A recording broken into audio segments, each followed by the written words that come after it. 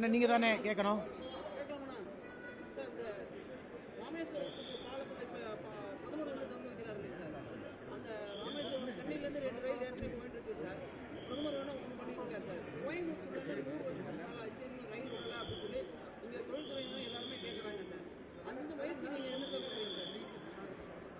அண்ணே மிகுந்த நியாயமான கேள்வி. இது பதில் சொல்றதுக்கு முன்னாடினா பத்திரிகை நண்பர்களுக்கு வணக்கத்தை சொல்லிட்டு உகாதி பண்டிகையினுடைய நல்வாழ்த்துக்களை எல்லாம் நம்முடைய சொந்தங்களுக்கு இந்த நேரத்தில் தெரிவித்துக் கொள்கின்றோம். சென்னையிலிருந்து ராமேஸ்வரத்துக்கு நீங்கள் சொன்னது போல ஒரு நாளைக்கு 2 ட்ரெயின் ஆல்ரெடி போயிட்டு இருக்கு. இந்த 3வது ட்ரெயின் என்ன பண்ணுதுங்கன்னா போகாத இடத்தை கனெக்ட் பண்ணுது. திருவாரூர், திருத்துறைப்பூண்டி, பட்டுக்கோட்டை அதெல்லாமே ரொம்ப அன்சர்வ்டு ஏரியா. இந்தியன் ரயில்வேவை பொறுத்த வரைக்கும் அந்த பகுதி மக்களுக்கு ட்ரெயின் கனெக்ஷன் இல்லை. அந்த 3வது ட்ரெயின் பார்த்தீங்கன்னா திருவாரூர், திருத்துறைப்பூண்டி, பட்டுக்கோட்டை இது 3வது வழி. 3 ட்ரெயினுமே 3 வழி. ஆனால் எங்களுடைய பெரிய மகிழ்ச்சி என்னன்னா திருவாரூர்ல பல ஆண்டு காலமாக கேட்டுட்டு இருக்கிறாங்க. இன்னைக்கு அந்த 3வது ட்ரெயின் சென்னையிலிருந்து ராமேஸ்வரம் போகும்பொழுது மக்களுக்கு சென்னை கனெக்டிவிட்டியா இருக்கட்டும், டெல்டா பகுதி கனெக்டிவிட்டி எல்லாத்தையும் கொடுக்குதுங்கண்ணா. நாம் இந்த ட்ரெயின் எப்ப அமைச்சர் ஒத்துக்கிட்டாங்களோ டெல்லியிலேயே கோரிக்கை வச்சுட்டு வந்துட்டோம். கோயம்புத்தூர், ராமநாதபுரம், ராமேஸ்வரத்துக்கு ஒரு ட்ரெயின் கனெக்ஷன் வேண்டும். காரணம் நிறைய சகோதர சகோதரிகள் வேலைக்காக இந்த பக்கம் வர்றாங்க, கோவில் தரிசனத்துக்காக ஒரு பக்கம் போறாங்க. தென் தமிழகத்தை கொங்கு பகுதிக்கு நேரடியாக கனெக்ட் பண்ணக்கூடிய ட்ரெயின் அதையும் விரைவில் மத்திய அமைச்சர் பரிசீலனை செய்வதாக சொல்லி இருக்கிறாங்க. இந்த கோரிக்கையை ராமநாதபுரத்திலிருந்து வச்சாங்க. நாங்க கோயம்புத்தூருக்கு அதிகமா போறோம், எங்களுக்கு தினசரி சேவை வேண்டும்னு. நிச்சயமாக அது நடக்கும் என்கின்ற நம்பிக்கை எங்களுக்கு இருக்கு. நீங்க சொல்ற என்ன சொல்றீங்க? கரூர்ல இருந்து 99 கிலோமீட்டர் ரோடானே? ஆமா, அது வந்து கிடப்பில் போடப்படல. இந்த ப்ரொபோசல் வந்து லேண்ட் அக்விசிஷன் கமிட்டி, நிறைய பேர் இதை எதிர்பார்க்கிற road. So national highway authority of India நஹாய் அவங்க கிட்ட ஒரு லேண்ட் அக்விசிஷன் ரிவ்யூ கமிட்டின்னு ஒரு கமிட்டி இருக்கு. அந்த கமிட்டிக்கு ப்ரொபோசல் இங்க இருக்கக்கூடிய அதிகாரிகள் அனுப்பி இருக்கிறாங்க. அந்த ரோடு வந்து கரூர்ல இருந்து வரக்கூடிய அந்த வெஸ்டர்ன் பைபாஸ் அது 99 கிலோமீட்டர் வருதுங்கன்னா ஒரு இடத்துல ரோடு 2ஆ ஸ்பிளிட் ஆகுது. ஒன்னு வந்து பெரியநாயக்கம்பாளையம் இந்த பகுதிக்கு உள்ள வந்துருது, இன்னொன்னு வெளியே போகுது, கோவைக்கு வெளியே. இப்ப அந்த கமிட்டியினுடைய ஸ்க்ரூட்னில இது இருப்பதாக நான் அறிகின்றேன். அதனால அந்த கமிட்டி அப்ரூவல் கொடுத்த பிறகு ஃபண்ட் அலோகேட் பண்ணுவாங்க. அப்புறம் மாநில அரசு லேண்ட் அக்விசிஷன் ஆபீசர் அப்பாயிண்ட் பண்ணணும். அதன் பிறகு லேண்டை எடுக்கணும். இது ஒரு ப்ராசஸ்ங்கன்னா இன்னைக்கு ப்ராசஸ்ல தான் இருக்கு. இது கிடப்பில் இல்ல, இது மத்திய அரசு நிராகரிக்கல. ஏன்னா இந்த பகுதியினுடைய தொழில்துறை நிறைய பேருடைய கோரிக்கை. அதனால் நிச்சயமாக வருகின்ற காலத்தில் வரும். ஆனா இது ஒரு காஸ்ட்லியான ப்ராஜெக்ட். நிறைய நிதி ஒதுக்கி இங்க இருக்கக்கூடிய டிராபிக் கன்ஜெஷன் நிறைய இப்ப இருக்கக்கூடிய கரண்ட் ரோடு பாத்தீங்கன்னா ஏகப்பட்ட ஆக்சிடென்ட் ஆகுது. தமிழகத்தில் அதிகமாக ஆக்சிடென்ட் ஆகக்கூடிய ரோடு இன்னைக்கு கோயம்புத்தூர், கரூர் கடையில் இருக்கக்கூடிய நேஷனல் ஹைவே. அதனால இதை எல்லாத்தையும் கவனிச்சுக்கிட்டு இருக்கிறாங்க. நாங்களும் ஃபாலோ அப் பண்ணிட்டு இருக்கோம். விரைவில் இதற்கு ஒரு நல்ல செய்தி வரும் என்கின்ற நம்பிக்கை எங்களுக்கு இருக்கு.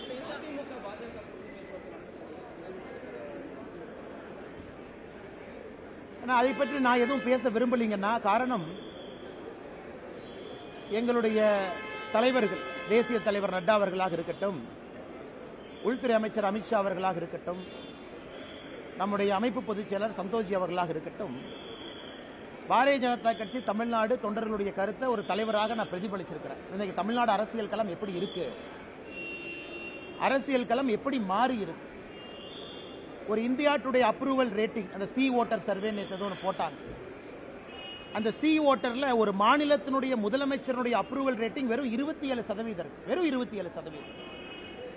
இந்தியாவில் ஒரு மாநிலத்தினுடைய எவ்வளவு மோசமான முதலமைச்சராக இருந்தாலும் ஒரு 40-43% இருப்பாங்க. நல்ல முதலமைச்சராக இருந்தால் 65% போவாங்க. ஒரு மாநிலத்தினுடைய முதலமைச்சருடைய அப்ரூவல் ரேட்டிங் 27%. அதாவது 4ல் ஒருத்தர், 4ல் 3 பேர் வேண்டாங்கிறாங்க, 4ல் ஒருத்தர் தான் வேணுங்கிறாங்க. அது எங்களுடைய கள ஆய்வும் கூட அதே தான் சொல்லுது. அதே நேரத்தில் தமிழகத்தில் பிரதான கட்சிகள் எப்படி இருக்கிறாங்க, பாரதிய ஜனதா கட்சி, தேசிய ஜனநாயக கூட்டணி, நம்மோடு இருக்கக்கூடிய அண்ணன் டிடிவி தினகரன் அவர்களாக இருக்கட்டும், அண்ணன் ஓபிஎஸ் அவர்களாக இருக்கட்டும், தென் தமிழகத்தினுடைய சூழ்நிலை எப்படி? தமிழகத்தை பொறுத்த வரைக்கும் எல்லா ஜோனும் ஒரே மாதிரி மக்கள் ஓட்டு போட மாட்டாங்க. தென் தமிழகம் வேறு, வாக்கு செலுத்துவதிலே கொங்கு பகுதி வேறு, மத்திய மண்டலம் வேறு, டெல்டா பகுதி வேறு, சென்னை சுத்தி இருக்கக்கூடிய 36 தொகுதிகள் வேறு. ஏன்னா நீங்க தென் தமிழக எடுத்தீங்கன்னா மதுரை கீழே 60 தொகுதிங்கன்னா 60 தொகுதியினுடைய பெர்ஃபார்மன்ஸ் வேற மாதிரி இருக்கு. கொங்கு பகுதி 54 தொகுதி, நீங்க தருமபுரி கிருஷ்ணகிரி இணைச்சுக்கிட்டீங்கன்னா 54 தொகுதி, 60 54 பாத்தீங்கன்னா 114, சென்னையினுடைய 36 அதையும் சேர்த்துனீங்கன்னா 150. இந்த மூன்றினுடைய தன்மை என்ன? மிச்சம் இருக்கக்கூடிய 84 தொகுதிகள் வட தமிழகமா இருக்கட்டும், மத்திய மண்டலமா இருக்கட்டும். அதனால இது எல்லாத்தையும் யோசிக்கணுங்கன்னா, ஒரு கட்சி தமிழ்நாட்டில் ஜெயிக்கணும்னா 5 மண்டலத்தில் 3 மண்டலத்தை அந்த கட்சி ஜெயிக்கணும். ஒரு கூட்டணியோ கட்சியோ தமிழகத்தில் ஆட்சி களத்துக்கு வர்றாங்கன்னா இந்த 5 மண்டலத்தில் 3 மண்டலத்தை ஜெயிக்காம யாரும் ஆட்சிக்கு வரவே முடியாது. தென் தமிழகத்தையும் ஜெயிச்சு, கொங்கையும் ஜெயிச்சு, சென்னை உட்பட வேற எல்லா பகுதியிலையும் 3 குறைந்தபட்சம் ஜெயிக்கணும். ஸ்வீப் வரணும். 180 190 சீட் நீங்க அடிக்கணும். 234க்குன்னா 4 ஜெயிக்கணும். எனக்கு தமிழகத்தில் பத்திரிகை நண்பர்கள் நீங்களா இருக்கிறீங்க. அந்த சூழ்நிலை எப்படி இருக்குன்னு உங்களுக்கும் தெரியும், எனக்கும் தெரியும். அதனால என்னுடைய வேலை இந்த கட்சியினுடைய தலைவனாக, தொண்டனாக, இது எல்லாத்தையும் மைக்ரோ லெவல் அனாலிசிஸ். நான் எப்பவுமே மேம்போக்கா பேச முடியாது. நான் பத்திரிகையில பேசுறது வேணுங்கண்ணா.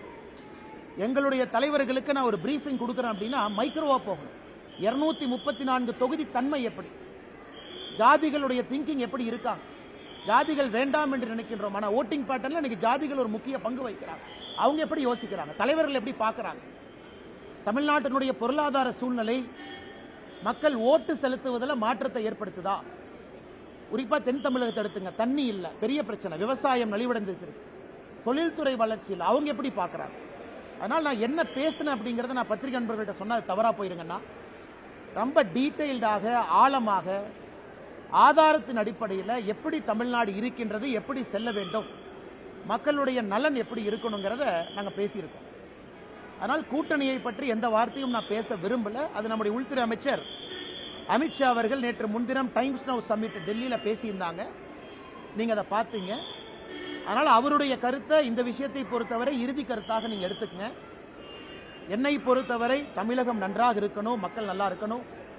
அதே நேரத்தில் பாரதிய ஜனதா கட்சியினுடைய வளர்ச்சி தங்குதடை என்று இருக்கணும் அப்படிங்கிறது நான் ரொம்ப தெள்ள தெளிவா இருக்கேன். எனக்கு எந்த ஒரு தலைவரின் மீதோ எந்த ஒரு கட்சியின் மீதோ கோபம் கிடையாது, யாருக்கும் எதிரானவன் கிடையாது. பாரதிய ஜனதா கட்சியினுடைய வளர்ச்சி எனக்கு முதன்மை, தமிழகத்தினுடைய நலன் அதைவிட முதன்மை. அதனால பொறுத்திருந்து பாருங்க. நான் ஏற்கனவே என்னுடைய ஸ்டாண்டை பொறுத்த வரைக்கும் எப்பொழுதுமே நான் ஓப்பனாக தான் இருந்திருக்கேன், அதில் எந்த மாற்று கருத்தும் இல்லை. நான் டெல்லியில் பேசும்பொழுது தொண்டனாக பணியாற்றவும் தயார் என்கின்ற வார்த்தையும் பயன்படுத்திருக்கேன். அதனுடைய பொருளையும் நீங்க நல்லா உணர்ந்துக்குங்க. ஆனால் அண்ணாமலை அரசியலுக்கு வந்திருப்பது பவருக்காக கிடையாது. அண்ணாமலை அரசியலுக்கு வந்திருப்பது தமிழகத்திலே ஒரு மாற்றத்தை ஏற்படுத்த வேண்டும் என்பதற்காகத்தான். நான் ஆகஸ்ட் 25, 2020 பாரதிய ஜனதா கட்சி டெல்லியில் இணைஞ்சேன். அன்றிலிருந்து என்று வரை என்னுடைய எண்ணத்தில் ஒரு சிறு பிசிறு கூட கிடையாது. எதற்காக அரசியலுக்கு வந்தேன் என்பதை 5 ஆண்டு கழித்தும் கூட இன்னைக்கும் அதே உணர்வோடு உங்களோடு நின்று கொண்டிருக்கின்றேன். அதனால் கூட்டணி பற்றி விரைவில் நீங்க பார்ப்பீங்க. தமிழ்நாடு பாரதிய ஜனதா கட்சியினுடைய தலைவர் எப்படி இருக்கணும் அதையும் விரைவில் பார்ப்பீங்க. என்னுடைய கடமை, ஒரு கட்சி முடிவெடுக்கும் பொழுது அக்யூரேட் ஃபீட்பேக், நடுநிலைமையாக, என்னை சார்ந்தோ இன்னொருவரை சார்ந்தோ இல்லாம பெர்ஃபெக்ட் அக்யூரேட் ஃபீட்பேக் கொடுத்தா கட்சியினுடைய தலைவர்கள் சரியான முடிவெடுப்பாங்க. அதான் என்னுடைய நோக்கம். அதை டெல்லியிலே நான் செய்துவிட்டு வந்திருப்பதாக நான் எனக்கு நானே சொல்லிக் கொள்கின்றேன். அதுக்கப்புறம் தலைவர்கள் எல்லா சூழ்நிலையும் பார்த்து முடிவெடுப்பாங்க.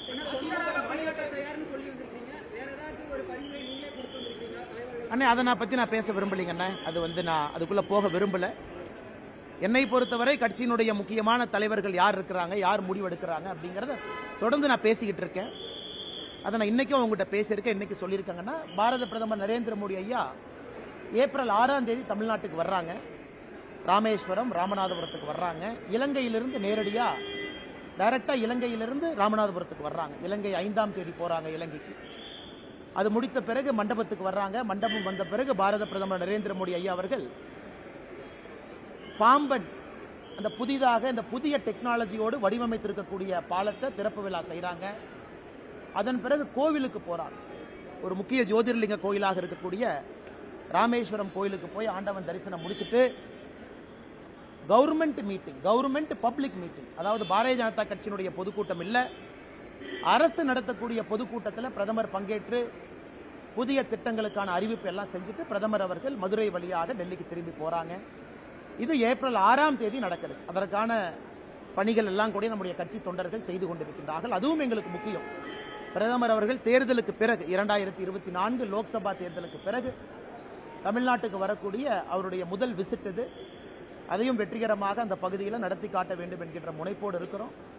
அதனால் அரசியல் என்ன நடக்கும், எப்படி நடக்கும், எந்த நேரத்தில் நடக்கும், அதெல்லாம் சரியான நேரத்தில் நடக்குங்கன்னா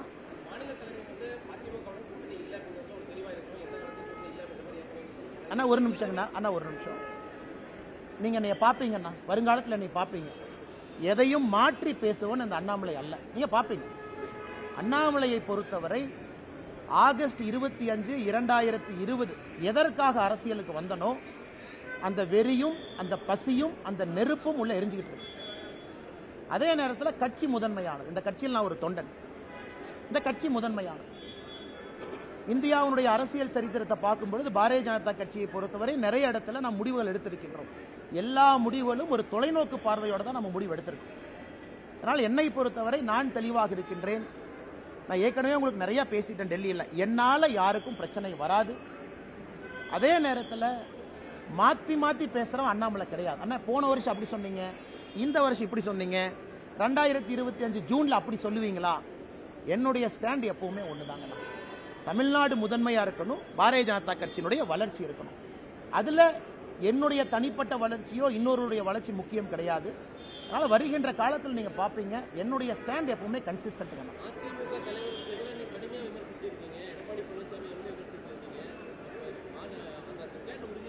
என்ன ஒரு நிமிஷம், அதாவது யாரை பற்றியும் நான் கடுமையாக விமர்சிக்கல, கருத்துக்களை கருத்துக்களாக வைத்திருக்கின்றேன். அது சகோதரர் விஜய் அவர்களாக இருக்கட்டும், நம்முடைய மாண்புமிகு முதலமைச்சர் ஐயா ஸ்டாலின் அவர்களாக இருக்கட்டும். நான் இந்தியா ஃபுல்லா பிரச்சாரத்துக்கு போறேன்.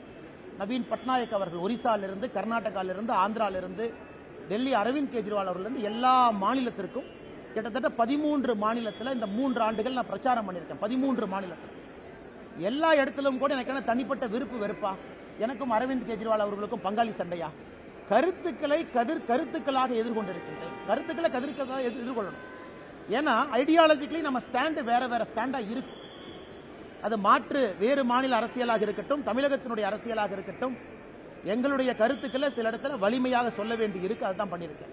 அதனால கடுமையாக விமர்சிச்சாங்க அப்படிங்கிற வார்த்தையை வழங்கன்னா கருத்துக்களை கருத்துக்களாக எதிர்கொண்டிருக்கின்றேன். வருகின்ற காலத்தில் நீங்க பாப்பீங்க என்னுடைய ஸ்டாண்டில் எந்த மாற்றம் இல்லையே.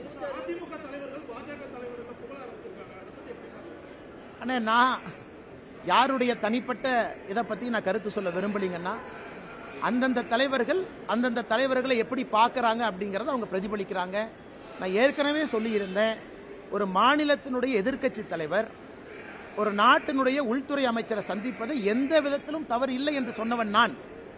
இன்னைக்கு தமிழ்நாட்டிலிருந்து பிளைட்ல யார் ஏறினாலும் டெல்லிக்கு தான் வர்றாங்க, பாரதிய ஜனதா கட்சி தலைவர்களை தான் பார்க்கறாங்க அப்படின்னு மீடியால நிறைய யூகம் எழுதுறீங்க. அண்ணன் செங்கோட்டையன் அவர்கள், மதிப்புக்குரிய அண்ணன் செங்கோட்டையன் அவர்களுடைய பயணம், அதுல யூகத்தை எழுதுறீங்க. பாரதிய ஜனதா கட்சியை பொறுத்தவரை திரைமறைவில் யாரையும் சந்தித்து பேச வேண்டிய அவசியம் பாரதிய ஜனதா கட்சிக்கு இல்லை. நாங்க எப்பொழுதுமே வெளிப்படையாத்தான் இருக்கிறோம். காங்கிரஸ் போல டெல்லியில் அமர்ந்து தமிழ்நாட்டினுடைய அரசியலை பாரதிய ஜனதா கட்சி எப்பொழுதும் கட்டுப்படுத்தாது. அது பாரதிய ஜனதா கட்சியினுடைய சரித்திரமே சாட்சி. அதனால மீடியால வரக்கூடிய யூகங்களுக்கு நான் பதில் சொன்னா அது தவறா போயிருங்க.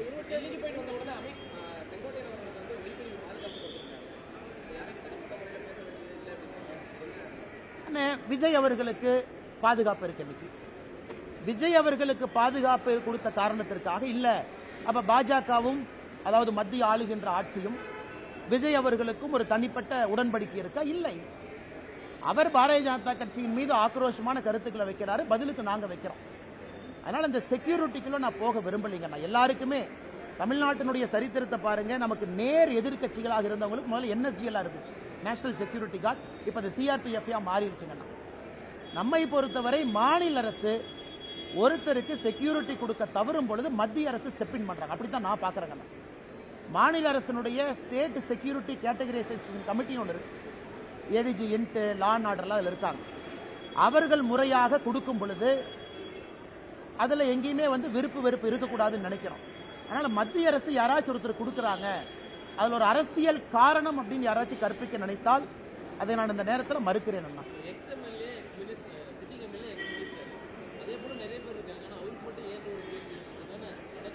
ஆனால் எனக்கு தெரியலீங்கன்னா நீங்கள் அந்த செக்யூரிட்டி கேட்டகரைசேஷன் கமிட்டி, அரசியல் சூழல், குறிப்பாக தொண்டர்கள் வருவது, பாதுகாப்பு, காரணம், கருத்துக்கள் பேசுவது, அதை பற்றி நான் சொல்ல விரும்பலீங்கன்னா இருக்கலாம். இன்டெலிஜென்ஸ் ஏஜென்சிஸ் என்ன பிக் பண்ணுறாங்க, அந்த செக்யூரிட்டி கேட்டகரைசேஷன் கமிட்டியில் என்ன யோசிக்கிறாங்க, இதெல்லாம் கூட ஒரு காரணமாக இருக்குங்கன்னா. பட் நான் விஜய் அவர்களுக்கும் இதே தான் சொல்கிறேன், அண்ணன் செங்கோட்டையன் அவர்களுக்கு இதே தான் சொல்கிறேன். மாற்று கருத்து பேசக்கூடிய நண்பர்களுக்கு நம்ம கொடுத்துருக்கிறோமே, அப்ப நமக்கும் விஜய் அவர்களுக்கும் உறவா? நிச்சயமா கிடையாது. அப்ப நமக்கும் செங்கோட்டையன் அண்ணனும் உறவா? நிச்சயமா கிடையாது. இது வந்து அந்த ரீதியில தான் நீங்க பார்க்கணும். மேடம் மேடம் கேளுங்க மேடம். மேடம் மேடம் இன்னவே எல்லா அரசியல் கட்சிகளும் அவர்களுடைய நிலைப்பாட்டை தெரிவிச்சுட்டாங்கன்னா மக்களுக்கு அது ரொம்ப சௌரியமா போயிடும். சகோதரர் விஜய் அவர்களாக இருந்தாலும் கூட அரசியல் எதுக்கு வந்திருக்காங்க, யாரை எதிர்க்கிறாங்க, என்ன காரணத்துக்கு இங்கே அரசியல் பண்றாங்க, அந்த நிலைப்பாட்டை தெரிவிக்கணும். அதனால் சகோதரர் அவர்கள் நிலைப்பாட்டை, விஜய் அவர்கள் நிலைப்பாட்டை தெரிவிச்சுக்கிறாங்க, நான் வரவேற்கிறேன், நோ ப்ராப்ளம். இதுக்கு தான் அரசியல் வந்திருக்கேன். பட் நாங்க திமுகவையும் எதிர்க்கின்றோம், இப்படித்தான் எதிர்க்கிறோம். அதாவது திமுகவை எதிர்க்கும் பொழுது பாரதிய ஜனதா கட்சியினுடைய கொள்கையும் திமுக கொள்கையும் 1008 வித்தியாசம் இருக்கு. திமுக 2 மொழி, நாங்க 3 மொழி பேசுறோம். திமுக நீட்டு வேண்டாம், நாங்க நீட்டு வேண்டும்னு சொல்றோம். திமுக வக்ஃப் போர்டுக்கு எதிரி, நாங்க வக்ஃப் போர்டு வேணும்னு சொல்றோம். இது எதிர்ப்பு, இது எதிர்ப்பு, அதாவது கொள்கை ரீதியான எதிர்ப்பு. அதனால இன்னைக்கு மக்கள் அரசியல் கட்சிகளை பார்ப்பாங்க. வெறுமனே எதிர்க்கிறீங்களா, பேச்சுக்காக எதிர்க்கிறீங்களா, இல்ல எதிர்க்கிறீங்கன்னா உங்களுடைய கொள்கை அடிப்படையிலே மாறுபட்ட கொள்கையா, இது மக்கள் பார்ப்பாங்க.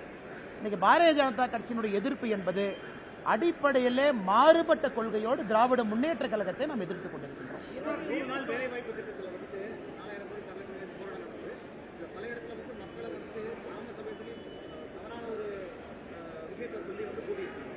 அண்ணா 100 நாள் வேலைவாய்ப்பு திட்டத்தை பத்தி நல்ல ஒரு கேள்வி கேட்டீங்கண்ணா, நான் பதில் சொல்றேங்கண்ணா.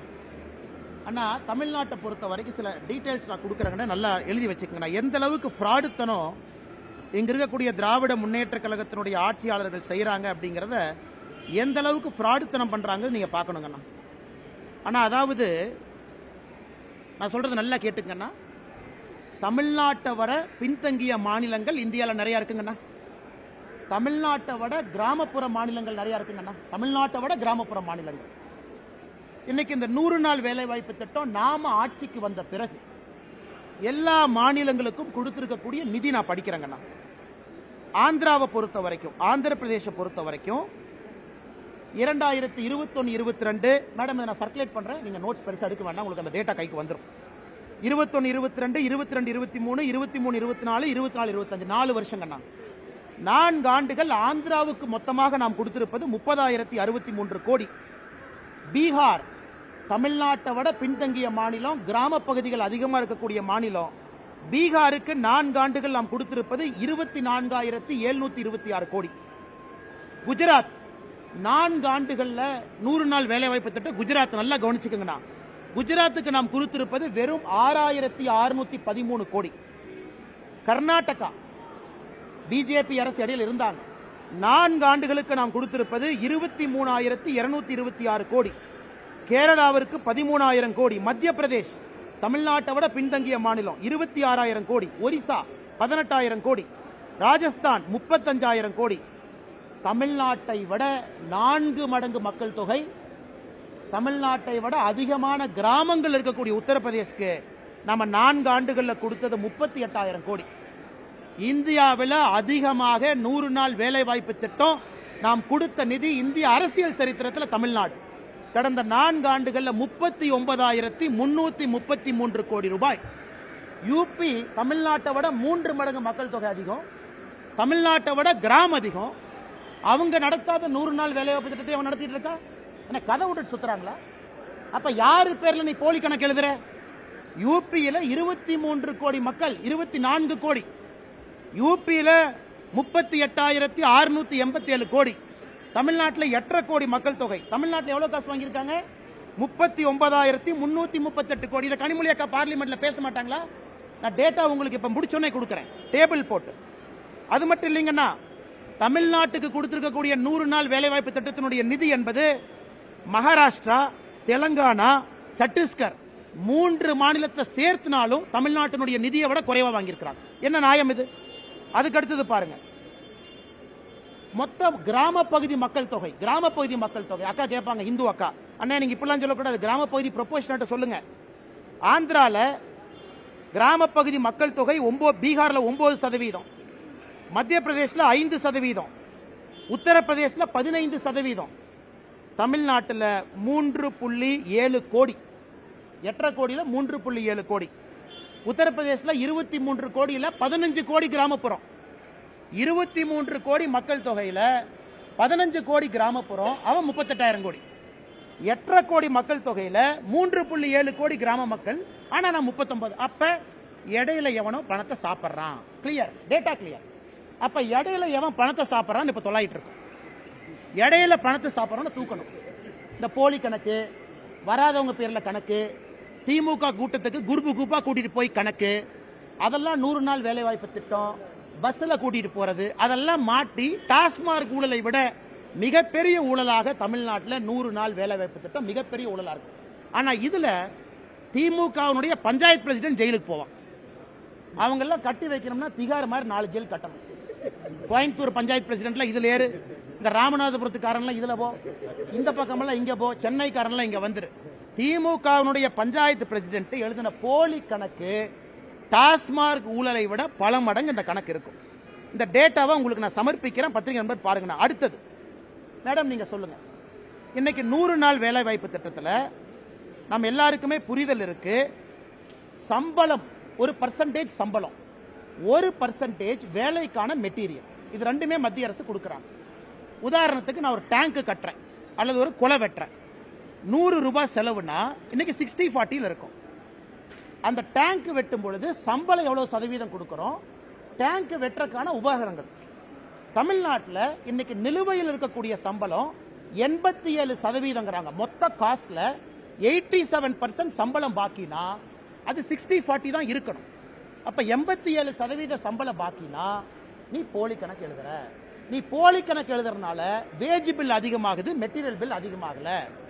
இதையெல்லாம் நான் மத்திய அரசுக்கு கடிதமாக ஆதாரப்பூர்வமாக ஈரோட்டில் ஒரு பஞ்சாயத்து எடுத்து, ஒரு பஞ்சாயத்தில் மட்டுமே நடக்கக்கூடிய தவறுகளை நான் கடிதம் எழுதிட்டேன். இந்த கேள்வி நீங்க கேட்ட பிறகு ரிலீஸ் பண்ணுங்கிறதுக்காக வெயிட் பண்ணோம். இப்ப ட்விட்டர் பக்கத்தில் 1 மணி நேரத்தில் இந்த டேட்டாவை போட்டுறோம். அதனால் எங்களை பொறுத்தவரை மத்திய அரசு ஒரு சிறப்பு அதிகாரிகள் குழுவை போட்டு தமிழ்நாட்டில் 39,000 கோடி ரூபாயும் ஆடிட் பண்ணி, இந்த பெருச்சாளிகள் எவெல்லாம் பணம் திருடினானோ 4 சிறைச்சாலையை மத்திய அரசுடைய பணத்துல கட்டி, அந்த 4 சிறைச்சாலையை நப்பிட்டு தான் அடுத்த பைசா கொடுக்கணும். நான் சொல்றது கரெக்ட் தானே? இந்த டேட்டாவை பார்த்துட்டு மேடம் என்கிட்ட, அண்ணா நீங்க கொடுத்த டேட்டா தப்பு, 15 கோடி கிராம மக்கள் தொகை, 23 கோடி யூபி, அவன் 38,000 கோடி, 8 கோடி மக்கள் தொகையில 3 கோடி கிராமப்புறம், நாம 39,000 கோடி. இந்த மாதிரி அல்வாவை எங்கேயாச்சும் இந்தியாவில் பார்த்திருக்கீங்களா? இதை நாங்க பேசக்கூடாதாமா. இதுல அடுத்த கட்ட அல்வா பாருங்க. இதுல கிராம சபையை கூட்டுறாங்க, எல்லாம் கிராம சபை ஒடியாங்க. சரி, மக்கள் ஏதாவது ஸ்கீம் அனௌன்ஸ் பண்ணுவாங்க போனா மோடிக்கு எதிராக கொடி பிடிங்கிறான். அதுலதான் கிராம சபையில மக்கள் கொந்தளிச்சு எழுந்து, ஏயா 39,000 கோடி அந்த மனுஷன் பணம் கொடுத்திருக்கிறான், நீ பொய் கணக்கு எழுதி அந்த மனுஷன் தெரிஞ்சும் பணம் கொடுத்திருக்கிறான் மக்களுக்கு போட்டுன்னு, அந்த மனுஷனுக்கு எதிராக நீ கொடி பிடிக்க வைக்கிறேன்னு கிராம சபை கூட்டத்தில் திட்டினதுக்கு அப்புறம் துண்டகணம் துடிக்கணும் அமைச்சர் எல்லாம் ஓடி இருக்கிறாங்க. அண்ணன் KKSSR ராமச்சந்திரனை பார்த்தேன். அதனால் பத்திரிகை நண்பர்கள்ட்ட அன்பான வேண்டுகோள், இந்த 100 நாள் வேலைவாய்ப்பு திட்டத்தினுடைய ஊழலை பெரிய அளவில் நீங்கள் எடுத்து பேச வேண்டும் என்று தாழ்மையோடு நான் கேட்டுக்கிறேன். ஏன்னா இது ஏழை மக்களுக்கு போற காசு. இதை ஏன் சீரியஸா நான் பேசுறேன், நான் அரசியல் பேசினா கூட இது ஏழை மக்களுக்கு போற காசு. இதை எவனோ இடையில பொய்க்கணக்கு எழுதி திருடுறான், அதை விடக்கூடாது. என் ட்விட்டர் பக்கத்துல 1 மணி நேரத்தில் அந்த கணக்கை நான் போடுறேன், நீங்க பார்த்துட்டு அதன் பிறகு நீங்க சமாதானமாகி டிவியில் நீங்க பேசுங்க. தலைவா, ஆமா ICT அது வர்றங்கண்ணே. அதுல கொஞ்சம் அன்பில் மகேஷனுடைய ஒரு பினாமி கம்பெனி அதுல இருக்குங்கண்ணே, ஒரு அண்ணா நகர் கம்பெனி ஒன்னு, அதையும் நான் எடுத்திருக்கேங்கண்ணே. இவங்க தான் இந்த CBI ப்ராசிக்யூஷன் சாங்ஷன்லாம் புடுங்கி வச்சிருக்காங்க. உதாரணத்துக்கு சவுக் சங்கர் மேட்டர், அதெல்லாம் கனெக்டட் தான். சவுக் சங்கர் மேட்டர்ல மத்திய அரசனுடைய பணம், நமஸ்தே அப்படிங்கிற ஒரு திட்டம் நம்மளுது, நமஸ்தே திட்டம். யாரெல்லாம் பணியாளர்கள் இருக்கிறாங்க, தூய்மை பணியாளர், அவங்கள ஓனர் ஆக்கக்கூடிய திட்டம். நல்லா புரிஞ்சுக்கணும், தூய்மை பணியாளர்களை ஓனர். ஐயா நீங்க எதுக்கு வேலை பார்க்குறீங்க, நான் உங்களுக்கு லோன் கொடுக்குறேன், நீங்க வண்டி வாங்குங்க, நீங்க செப்டிக் டேங்க் கிளீன் பண்ணுமா, மிஷின் வாங்குங்க, நீங்க அதை கிளீன் பண்ணுங்க அப்படிங்கறத நமஸ்தே திட்டம். தமிழ்நாட்டில் அம்பேத்கர் ஐயா பேர்ல இந்த திட்டத்தை பேரை மாத்தி மத்திய அரசுடைய பணம் வருது. 2 cooperative bank, Kanchipuram, Chennai central cooperative bank, 2 பேங்க்ல எப்படி போலித்தனமாக அக்கவுண்ட் ஆரம்பிச்சு எப்படி போலித்தனமா அந்த பணத்தை ஸ்விண்டில் பண்ணிருக்கான்னு காட்டுறேன். ஆனா இதுக்கும் என்னால சிபிஐ போக முடியலையே. மத்திய அரசு பணமா இருந்தாலும் காங்கிரசினுடைய தலைவர் செல்வ பெருந்தகை ஊழல் பண்ற ஆதாரம் கையில் அப்படியே இருக்கு, லட்டு மாதிரி இருக்கு. ஆனாலும் சிபிஐ உள்ள வர முடியல. காரணம், ப்ராசிக்யூஷன் சாங்ஷன் வித்ட்ரா பண்ணிருக்கிறாங்க. அதனால் போராட்டம் போறோம், எடுக்க போறோம், எத்தனை நாள் தப்பிச்சு போயிருவாங்க பார்க்கலாம். இவ்வளவு ஊழல்கள் நடக்குது. இந்த அதனாலதான் முதலமைச்சருக்கு 27% அதிகம், 2.7 இருந்திருக்கு. அது ஏதோ டாட் சென்டர்ல மிஸ் ஆகி அது 27 வந்துருச்சு. வேற நான் ஒரு சின்ன மனிதன், நாங்கெல்லாம் வளர்ந்தோம். அண்ணே நீங்க என்ன சொன்னீங்க? அண்ணே நீ ஒரு நிமிஷம் நல்லா கேட்டுக்க, நல்லா கேட்டுக்க. பாரதிய ஜனதா அண்ணா ஒரு நிமிஷம் அண்ணே, பாரதிய ஜனதா கட்சியில முதலமைச்சர் வேட்பாளர் நாங்க டிக்ளேர் பண்ணல. மற்ற கட்சியில சொல்லிட்டாங்களா? முதலமைச்சர் வேட்பாளர் திமுக யாரு? மு.க. ஸ்டாலின் ஐயா. முதலமைச்சர் வேட்பாளர் அனைத்து இந்திய அண்ணா திராவிட முன்னேற்ற கழகம் யாரு? ஐயா எடப்பாடி பழனிசாமி. அவங்க நேச்சுரலி, ஆனா ஐயா முதலமைச்சர் இருந்திருக்கிறாங்க. விஜய் அவங்க கட்சியில முதலமைச்சர் வேட்பாளர் யாரு? அண்ணன் விஜய் சொல்லிட்டாங்க. பட் எங்க கட்சியில முதலமைச்சர் வேட்பாளர் சொன்னமா? அப்படி இருந்தும் பாரதிய ஜனதா கட்சி 4வது இடத்துல வந்திருக்குன்னா அதை சரித்திரமாக பார்த்து தமிழ்நாட்டில் பாரதிய ஜனதா கட்சியினுடைய தலைவர்கள் கிட்டத்தட்ட 10% அவங்க வர்றாங்க, எதுவுமே சொல்லாமைனா பாரதிய ஜனதா கட்சி எந்த அளவுக்கு கட்சியினுடைய வளர்ச்சி இருக்குன்னு பாருங்க. மேடைக்கு யாராச்சும் மைக் எடுத்து எங்க கட்சியில இவங்க தான் முதலமைச்சர் வேட்பாளர்னு பேரே சொல்லல. இது மக்கள் அவங்களா முடிவு பண்றாங்க. அதனால் பாரதிய ஜனதா கட்சியினுடைய வளர்ச்சி அபிரதமா இருக்குது என்பதை நாம் எல்லாருமே உணர்ந்துக்கிறோம்.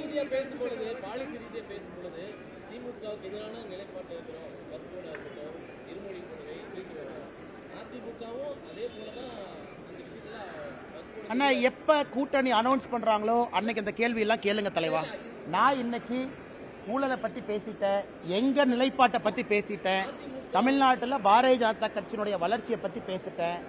என்னைக்கு அனௌன்ஸ்மெண்ட் நடக்கும் பொழுது தலைவர்கள்லாம் இருப்பாங்க, நீங்க கண்டிப்பா கேளுங்க தலைவா. நான் வேண்டாம், நான் சொல்றேன், அண்ணாமலையினுடைய ஸ்டாண்டு நான் பேசினது 3 வருஷமா, கேள்வி கேளுங்க, நான் பதில் சொல்றேன். நான் எப்போ கன்சிஸ்டன்டா இருந்திருக்கேன். நீங்க தான் கொஞ்ச நாளைக்கு முன்னாடி சொன்னீங்க அதிமுகவை பத்தியும் கடுமையா விமர்சனம் பண்ணீங்களே. ஆனா கருத்துக்களால தொடர்ந்து பேசியிருக்கேன் தலைவா. நான் இன்னைக்கு தலைவரா உங்க முன்னாடி நின்று பேசிட்டு இருக்கேன். நான் பதில் சொல்றேன். ஃபியூச்சர்ல யார் இந்த மைக்கு முன்னாடி நின்னாலும் கேள்வி கேட்பது உங்கள் உரிமை, பதில் சொல்வது எங்கள் கடமை. நீங்க கண்டிப்பா கேட்கணும், பதில் சொல்லுவாங்க. வேறங்க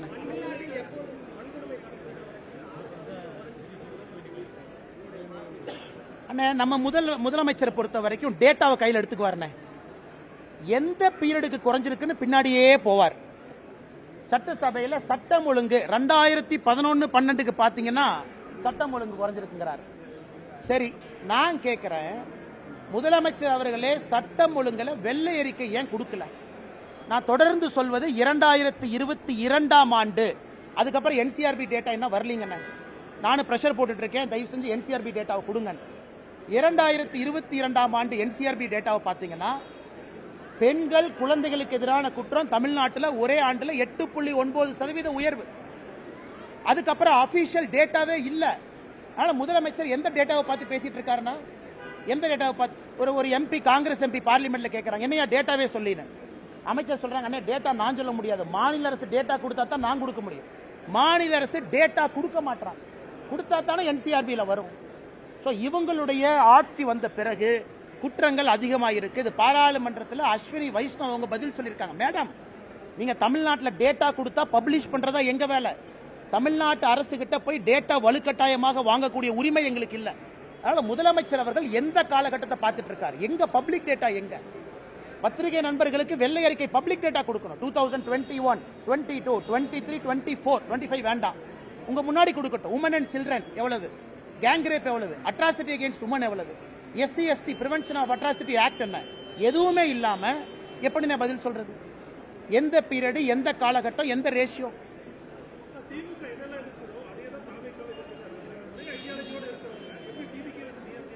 அதான் நான் உங்கள்கிட்ட கேள்வி கேட்டேன். அண்ணன் சீமான் அவர்கள் நான் பாராட்டுறேன். ஏன்னா அவருடைய கொள்கை வேறு, அவர் எதிர்க்கிறார். பாரதிய ஜனதா கட்சியை நானே பாராட்டிக்கிறேன். எங்க கட்சியாக இருந்தாலும் நாங்கெல்லாம் சேர்ந்து பாராட்டிக்கிறோம். ஏன்னா எங்க கொள்கை வேறு, நாங்க எதிர்க்கிறோம். மிச்ச கட்சிகளா ஒரே கொள்கை தானே. நீங்க கேட்டீங்க அண்ணன் டிவிக்கு, அவங்கள ஒரே கொள்கை தானே.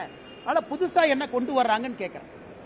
அதனாலதான் நாங்க தைரியமா இருக்கிறோம். தேசிய ஜனநாயக கூட்டணி வரக்கூடிய தேர்தலில் பெரிய அளவில் வெற்றி வாய்ப்பை கொண்டு வரும் என்கிற நம்பிக்கை எனக்கு இருக்கு. ஏன்னா முதலமைச்சருடைய அப்ரூவல் ரேட்டிங்கே 27% என்ன. இந்தியாவில் எங்கேயாச்சும் அநியாயம் பார்த்திருக்கீங்களா? அந்த அநியாயம்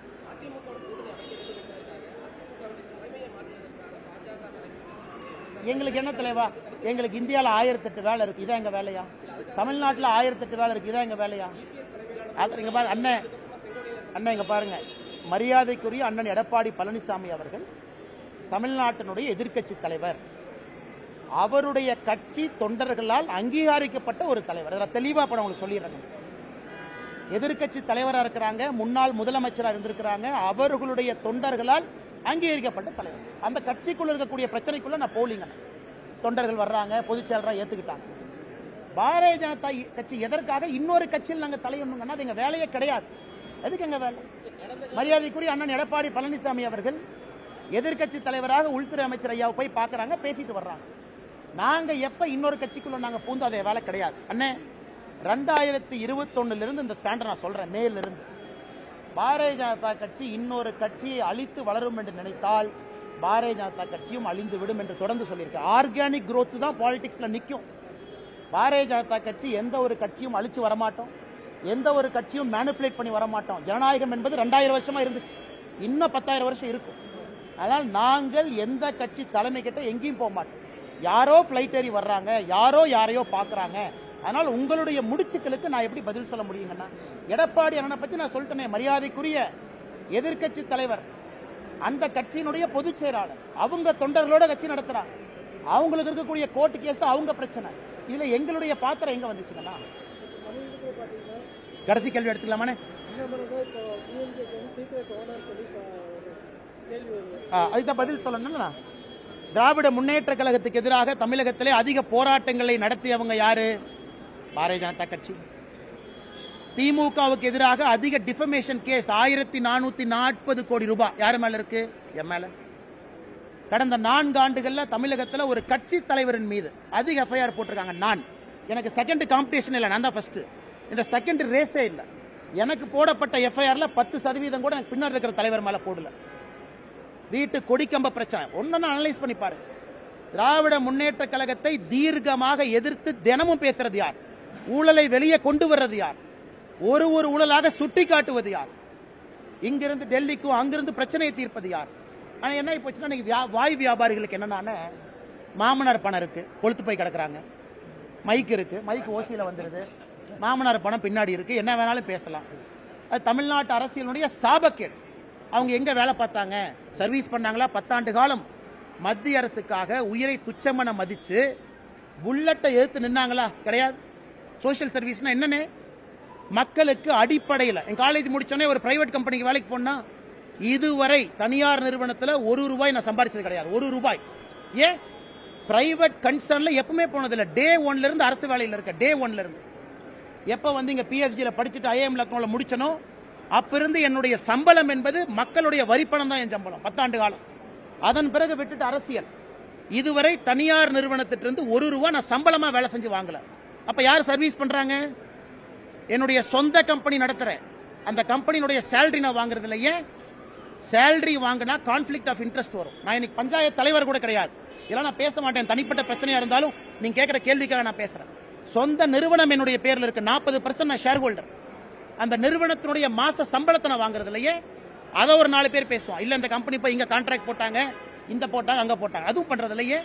ஒரு நேர்மையாக ஒரு அரசியல்வாதியாக வாழ வேண்டும் என்று கொண்டிருக்கின்றேன். அப்புறம் எப்படி என்னை பத்தி அப்படி கருத்து சொல்லானே? அண்ணா நான் யார் பேரையும் சொல்ல. கருத்து எப்படி சொல்லுவீங்க? கருத்து எப்படி சொல்லுவீங்க? திமுக கான்ட்ராக்ட் எடுத்தனா, திமுக ஹைவேஸ் டிபார்ட்மெண்ட்ல என் கம்பெனி வந்து ரோடு போட்டிருக்காங்களா? என் சொந்தக்காரங்க யாராச்சும் இதுல இருக்காங்களா? என்னுடைய சொந்த நிறுவனத்தினுடைய சேலரி நான் எடுக்காம இருக்கு. இதுவரை ஒரு நாள் கூட பிரைவேட் கம்பெனில வேலை பார்க்கல. 10 ஆண்டு காலம் மக்கள் வரி பணத்தை சம்பளமா வாங்கியிருக்கேன். என்னுடைய ஹிஸ்டரி உங்க முன்னாடி நின்று இருக்கு. இன்னும் 2 வாரம் கழித்து நான் எங்க இருப்பேன், தனிநபராக என்ன செஞ்சிட்டு இருக்குங்கிறது முக்கியம் கிடையாது. இன்னைக்கு வரைக்கும் நான் வாழ்ந்த வாழ்க்கையை பாடமா உங்க முன்னாடி வைக்கிறேன். ஏன்? அரசியல் சுத்தம் செய்ய வேண்டும் என்பதற்காக ஒரு வேலையை விட்டுட்டு வந்திருக்கேன். பேட்ச்ல என்னுடைய ரேங்கை பாருங்க. ஐபிஎஸ் பேட்ச்ல நான் கடைசியால வரல, என் ரேங்கை போய் பாருங்க. 2011 ஐபிஎஸ் பாஸ் அவுட்ல ரேங்க் என்ன? Rank number 2. அத்தனை பேர் ரேங்க் நம்பர் 2ல நீங்க 150 பேர் இருக்கக்கூடிய ஐபிஎஸ் ஆஃபீஸர் இருந்தா இந்தியாவில் எங்க போவீங்க? அது உங்களுக்கு தெரியும்.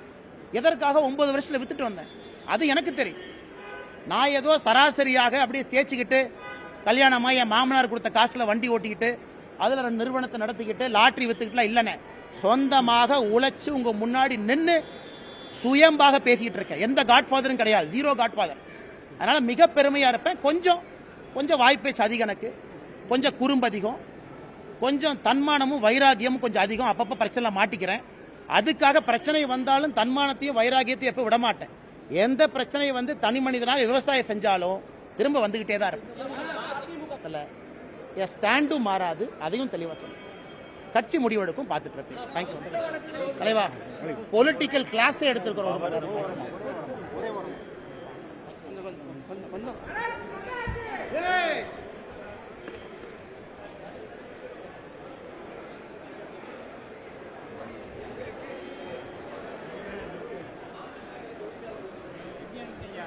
கிட்ட